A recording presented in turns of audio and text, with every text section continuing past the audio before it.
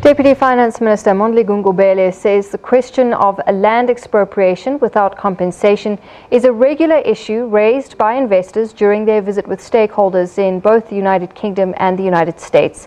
Gugubele is leading a powerful delegation made up of government, business and labour leaders for 2 days of meetings in New York ahead of a ratings decision by Moodys later this month. He spoke with our Sherwin Bryce-Pease a short time ago, covering issues from Moodys to developments at SARS, and he began the conversation by asking what government means when it talks about having a credible story to share with investors. Message is to share with the world the new dawn under the new leadership, what it has provoked, what it has stimulated, business confidence again in our economy, and the sort of measures that we are placing in to take advantage of that, which ensures that we prop our country forward. I understand also that you're seeking to raise some 35 billion rand on international bond markets. What is the thinking behind that? We strictly speak of 3 billion per annum. That's in dollars, right? In dollars over 3 years, to make sure that our economy continues to move. But we're also showing the world the responsible way in which we run our fiscal framework. And we've already demonstrated some measures with regard to how we respond to revenue shortfalls and how are we cutting expenditure by 85 billion, and how are we ensuring that the spending ceiling is revised down over 3 years so that we are able to take the rocketing debt, which in the MTBS was showing 63 billion, to actually ensure that it stabilizes by 2023 around 56.2 billion. Those are some of the measures that we are placing, and they give us ability to project our fiscal framework in that fashion. Some of your detractors will sort of look at a visit to New York and say, well, you're now in the heart of white monopoly capital. To what extent is land expropriation without compensation factoring into the discussions you're having with investors here? It has become an invariable question in every meeting where we have gone to, and we understand. But all what we are saying to investors, the West could have been in a situation where we ignore an emotive issue like land. Listen, this thing moves from 1913, and we adopt a constitution, and our constitution ensures that there is a clause that deals with it, because it's a fundamental issue for either keeping our country together or keeping it apart. Now, because we accept that since 1994, we haven't handled this matter very well. Now, decisively, the new president felt that it's a matter that can no longer be sidelined. Because if we don't deal with it, it is a primary source of uncertainty. But if we deal with it, we are able to put processes that can ensure that it is dealt with in a legal way that can ensure that we continue to take control of its effects. So, Deputy Minister, this is not a case of you say one thing when you're in New York on this issue and another thing when you're in Parliament. Not at all. Remember, in Parliament, we took a resolution, majority of the parties, to ensure that the issue of land without expropriation is actually attended to differently. But however, I want to emphasize, every time the governing party speaks about this matter, it is one of the mechanisms.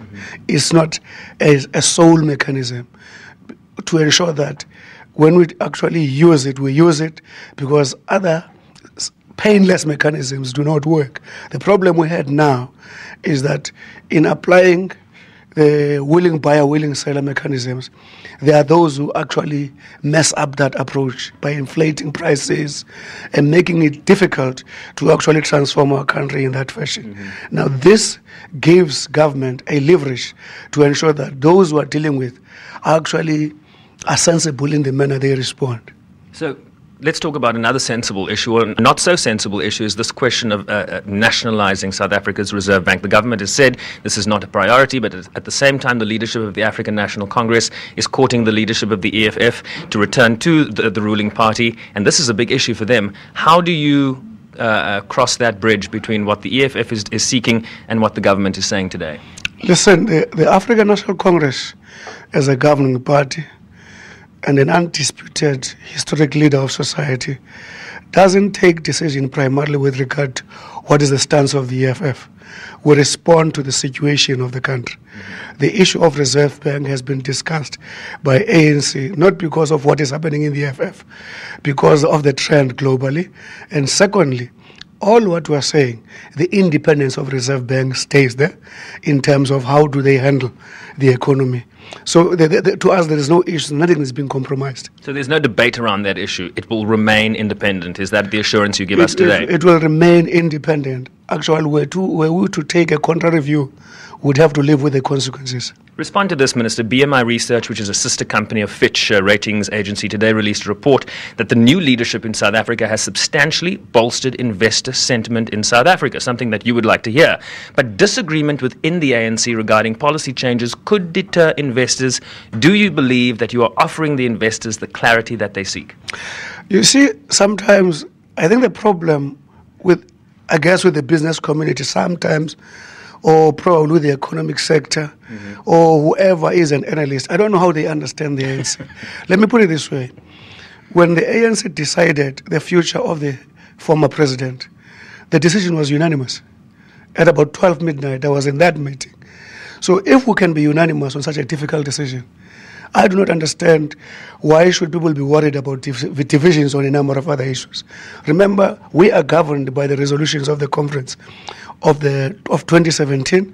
So our unity as ANC is based on those resolutions. So the presidents will not actually do anything outside those resolutions. So the issue of unity is based on those resolutions. So we're really not worried about that. Are you worried about Moody's? Are you worried about a possible further ratings downgrade, or can we be optimistic and expect an upgrade? Take into account the discussions we had with them and the frankness and the honesty the South African delegations articulated to them, and the truthfulness of the story we presented to them. With respect and humility, we expect a better view from them. So some developments in SARS. The number 2, Jonas Makwankwa, has resigned. That was announced at a briefing with Tom Moyane earlier Wednesday in South Africa. What do you make on those developments? But to the broader point, how do you characterize the relationship today between Treasury and the South African Revenue Service? It has to be a relationship as crafted in the Constitution and the law. That is the first point. 2, we accept that there are challenges in SARS, and there are processes to deal with those. We'll be able to pronounce as Treasury depending on the outcome of the processes that we're putting in place. Is that the cabinet process that will review the future of Tom Moyane? First, the Treasury will have to do its work. Whatever role cabinet has to play will depend on the results of the processes that the Treasury will have to put in place. Will the Judicial Commission of Inquiry that was announced by the predecessor Finance Minister Mondli Gungubele, is that going to go ahead, and are the terms of reference going to be revealed soon? We are analyzing all the processes that we are inheriting from the previous leadership.